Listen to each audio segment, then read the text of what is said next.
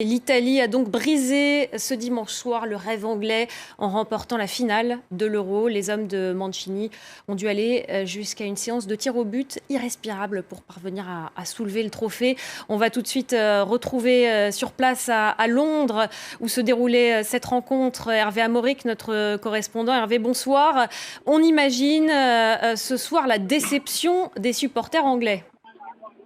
Absolument, après y avoir cru jusqu'au bout, c'était une journée particulièrement éprouvante pour eux, un match particulièrement long, éprouvant jusqu'au dernier moment. Ils y ont cru et maintenant, dernier mois, il y a la grande marche silencieuse, 65 000 spectateurs qui ont quitté le stade en silence et qui vont rentrer chez eux en silence. Ils sont effectivement déçus, mais beaucoup ont dit tout à l'heure, ceux qui nous ont parlé, ont dit qu'ils avaient eu l'impression d'avoir assisté à un moment historique en tout cas.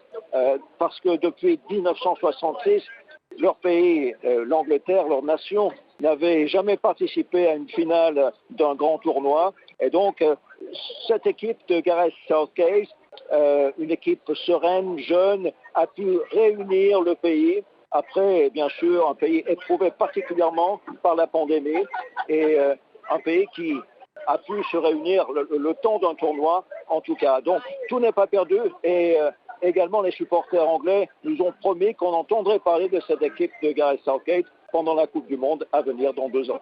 On attend donc une troisième mi-temps quand même ce soir à Londres.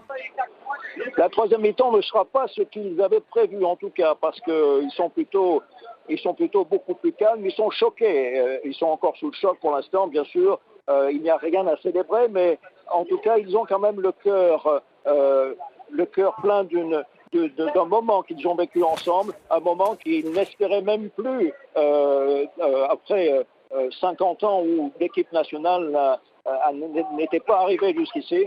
Eh bien, c'est véritablement une réunion qu'on n'attendait plus.